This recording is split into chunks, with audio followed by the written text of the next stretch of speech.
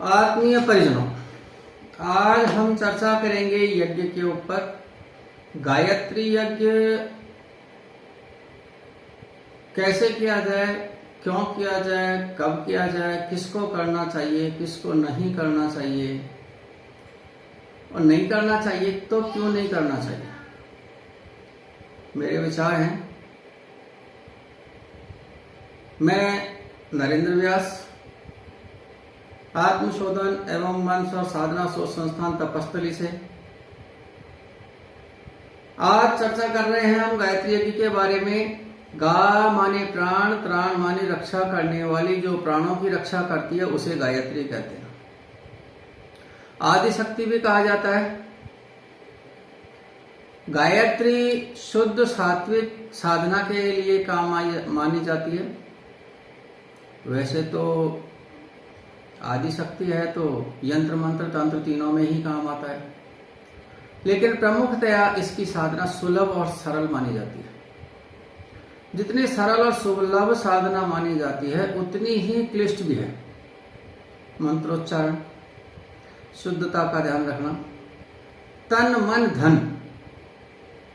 गायत्री विश्वामित्र ने जपी,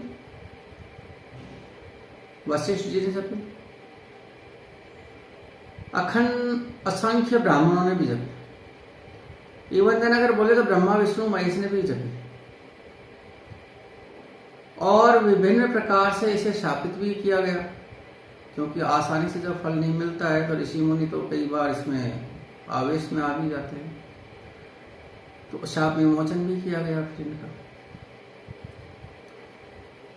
गायत्री की साधना जब तक तन मन धन की शुद्धि नहीं हो, तन शुद्ध होता है स्नान से, मन शुद्ध होता है ध्यान से, धन शुद्ध होता है दान से, तब तक इन तीनों की शुद्धि नहीं हो, मन से, अंतःकरण से, भौतिक आध्यात्मिक रूप से, तब तक गायत्री की साधना नहीं करनी चाहिए। मेरा निजी मत है। हो सकता है कोई इस बात के ऊपर ऑब्जेक्शन भी उठाए, विरोध अपना प्रकट करे, कोई आपत्ति नहीं है, विरोध प्रकट कर सकता है। होगा अगर मेरे से समाधान तो मैं उसे समाधान बताने की कोशिश करूंगा, विचार विमर्श करेंगे। हो सकता है वो मुझे समझाए, मैं उसे समझाऊं, समय पर निर्भर करता है।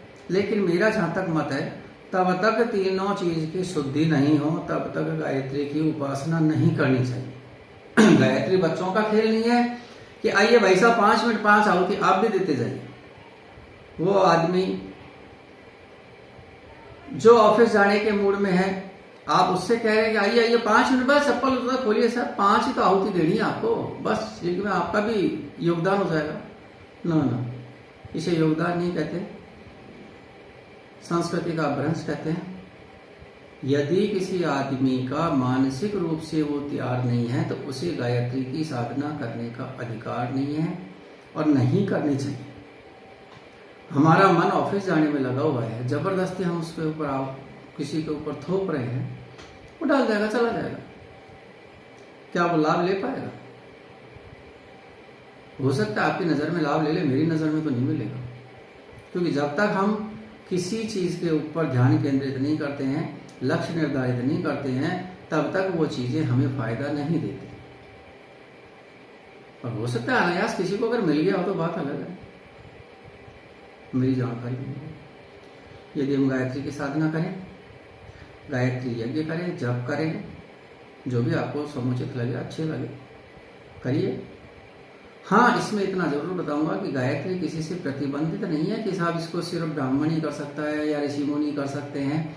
इवन देन प्रत्येक जीव कर सकता है। बोले तो हर वर्ग का, हर वर्ण का आदमी इसका, महिला हो या पुरुष हो, बच्चा हो या बच्ची हो, वृद्ध हो, सब इसकी उपासना साधना कर सकते हैं, बशर्ते है वो तन मन और धन से, तीनों से शुद्ध हो। बाकी तो आप सब विद्वान करके देख लीजिए। अगर आपको लाभ मिलता है तो अपने परिजनों को बताइएगा, इष्ट मित्रों को बताइएगा। और आपको लगता है कि इस चैनल के माध्यम से जो जानकारियां दी जा रही हैं आपके हित में है, समाज के हित में है, तो इस चैनल को सब्सक्राइब कीजिएगा। समय समय पर हमारे जो ज्ञान मिलता रहेगा आप तक पहुंचाते रहेंगे। श्री राम।